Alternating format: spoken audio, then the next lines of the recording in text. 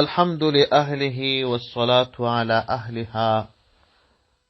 اما بعد، محترم او معزز ورونو، دا چې موږ یو لړۍ را شروع کړې ده د مومن مسلمان لپاره چې د کوم شیانو پیژندل ضرور دي یا ابتدایي زده کړې د دین، د هغه اړوند مو د دې درسونو سلسله را شروع کړې ده او تر اوسه مو د عقایدو برخه بیانول.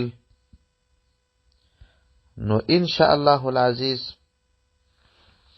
دا به د عقایدو د درس وروستی درس وي او بیا به وروسته تر دې نورو درسونو ته چې د لمانځه او اوداسه اړوند دي و هغه طرف ته به ځو. په ننني درس کې به ان شاء الله باذن الله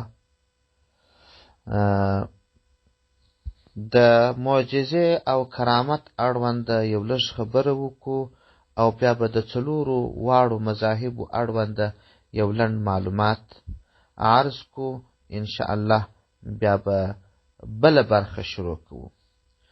معجزه هغه کړنې ته ویل کیږي چې د پیغمبرۍ د دعوه کوونکي له لوري څخه د عادت خلاف کار څرګند سي او د هغه کړنې نور خلک عاجزه کړي، تر څو خلک وپوهیږي چې همدا کړنه د الله جل شانه د نبی پرته بل څوک نسي ترسره کولی. الله جل شانه ډیرو انبیاو ته معجزې ورکړي دي، ځکه الله جل شانه فرمایي: لقد ارسلنا رسلنا بالبینات، موږ رسولان سره د معجزو سره د ښکاره دلایلو لیږلي دي. د ځینو انبیاو علیهم السلام معجزې به یادې کو. الله جل شانه و موسی علیه السلام ته مار معجزه ورکړې وه.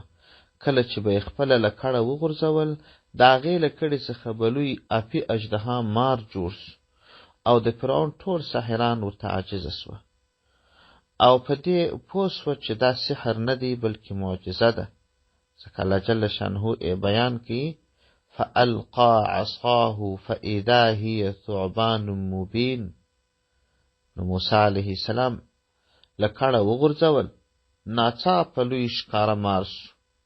همدا ډول الله جل شانه و عیسی علیه السلام ته د مړو د ژوندي کولو معجزه ورکړې وه، لکه چې الله جل شانه فرمایي: انی قد جئتکم بآیة من ربکم انی اخلق لکم من الطین کهیئة الطیر فانفخوا فیه فیکون طیرا باذن الله. زه و تاسو ته یوه معجزه ستاسې د الله د لوري څخه راوړم. د عیسی علیه السلام وینا د الله یې رانقلوي: زه و تاسو ته د مرغه په څیر یو شی جوړوم، بیا پکښې پوک کوم، نو د الله جل شانه په امر به مرغه سي. الله جل شانه و ابراهیم علیه السلام ته اور یخ وګرځاوه کله چې نمرود د ده لپاره ډېر زیات زورور اور تیار کړی و، لکه چې الله جل شانه فرمایي: قلنا یا نار کونی بردا وسلاما علی ابراهیم. موږ ورته وویل: ای اوره یخ سه او جنت سه پر ابراهیم علیه السلام باندې. صالح علیه السلام د الله جل شانه په امر سره د غره څخه اوښه راوایستل کله چې دوی د معجزې غوښتنه وکړه، لکه چې الله جل شانه فرمایي: وإلی ثمود اخاهم صالحا قال یا قوم اعبدوا الله ما لكم من اله غیره قد جاءتكم بینة من ربكم هذه ناقة الله لكم. همدا ډول الله جل شانه داود علیه السلام ته معجزه ورکړې وه، سلیمان علیه السلام ته معجزه ورکړې وه او داسې نور. همدا ډول مومن مسلمان ته کرامت پیژندل هم پکار دی. د ولی الله یا د الله د دوست و هغه کړنې ته کرامت ویل کیږي چې د عادت خلاف، البته د ده به ارادې ترسره کیږي او همدا یې د معجزې سره توپیر دی. په نبی په معجزه خبر وي او په کرامت باندې ولی الله نه خبر. او سحر بیا جلا شی دی. د سحر او معجزې ترمنځ فرق شته.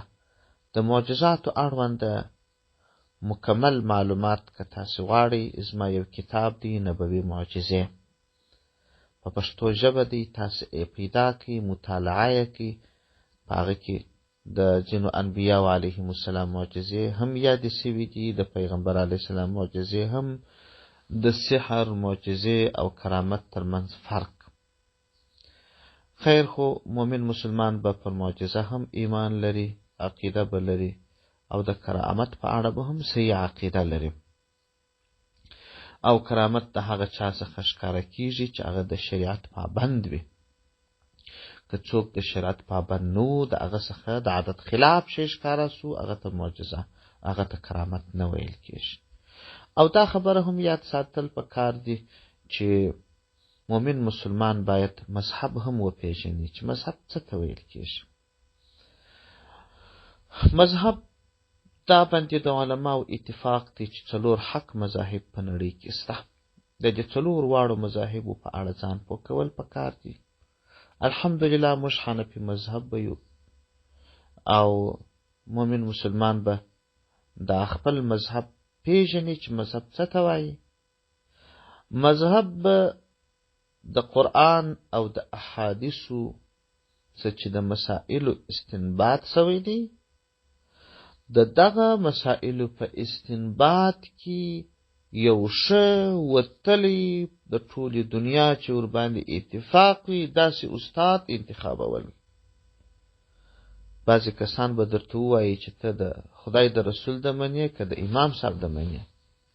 ته به ورته ووایه چې نه، اصلي شریعت خو الله او د الله رسول موږ ته راستولی دی، خو دا د امام صاحب رحمه الله خبره زه منمه چې د قرآن او د حدیث څخه را ایستلې ده.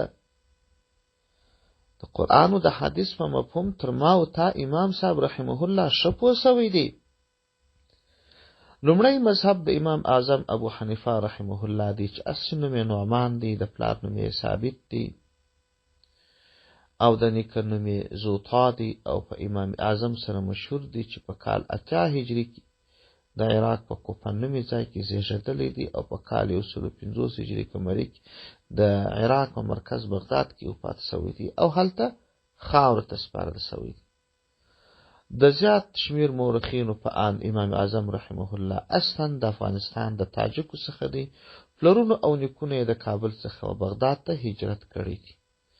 امام اعظم رحمه الله د خپل وخت په دودیزو علومو کې لکه قرآن کریم، احادیث، تفاسیر او فقه کې د امامت د کمال درجې ته رسېدلی دی. خو کله چې دی تر دغه بریده ورسېدی، نو د خپل استاد حماد تر مړینې وروسته په کال 120 هجري قمري کې د هغه د شاګردانو د غونډې لخوا د خپل استاد پر ګدۍ کښېناستی. دوهم مذهب د امام شافعي رحمه الله دی چې اصل نوم یې محمد بن ادریس دی، او د نسب له مخې د رسول الله صلی الله علیه وسلم دوهم نیکه ته رسیږي، او په کال 1050 کې د یمن د غزې په سیمه کې زیږېدلی دی، او د مصر په مرکز قاهره کې وفات سوی دی، او هلته خاورو ته سپارل سوی دی. د خپل زده کړې په مکه، مدینه، عراق کې بشپړې کړي دي، او د امامت، کرامت، پوهې او ریاضت لوړې درجې ته رسېدلی دی. امام مالک رحمه الله د ذکاوت، پوهې او ریاضت ستایلی دی، او د په شاګردۍ یې ویاړ کړی دی. دریم مذهب د امام مالک رحمه الله دی. د امام مالک رحمه الله د پلار نوم انس دی. انس بیا د مالک زوی دی، او مالک د ابن عامر زوی دی، او په کال 109 هجري قمري کې په مدینه منوره کې وفات سوی دی، او هلته خاورو ته سپارل سوی دی. امام مالک رحمه الله د یوې یمنۍ کورنۍ غړی و چې نیکه یې مدینې منورې ته هجرت وکړي. امام مالک رحمه الله په قرآن علومو، حدیث، فقه او تفسیر کې زیات معلومات ترلاسه کړي وو چې په پایله کې د مقتدایت او امامت تر بریده رسېدلی وو. ډېر کلونه د مدینې منورې په مسجد کې امام او استاد و. څلورم مذهب د امام احمد بن حنبل رحمه الله دی چې په کال 140 هجري قمري په بغداد کې زیږېدلی دی او په کال 244 هجري قمري کې د 78 کالو په عمر وفات شوی دی او هم هلته خاورو ته سپارل شوی دی. نوموړی امام د ډېرې نادارۍ سره په بصره، کوفه، مکه مکرمه، مدینه منوره، یمن او شام کې زده کړې دي او په فقه او حدیثو کې د امامت او اجتهاد لوړ مقام ته رسېدلی دي. والسلام علیکم ورحمة الله وبرکاته.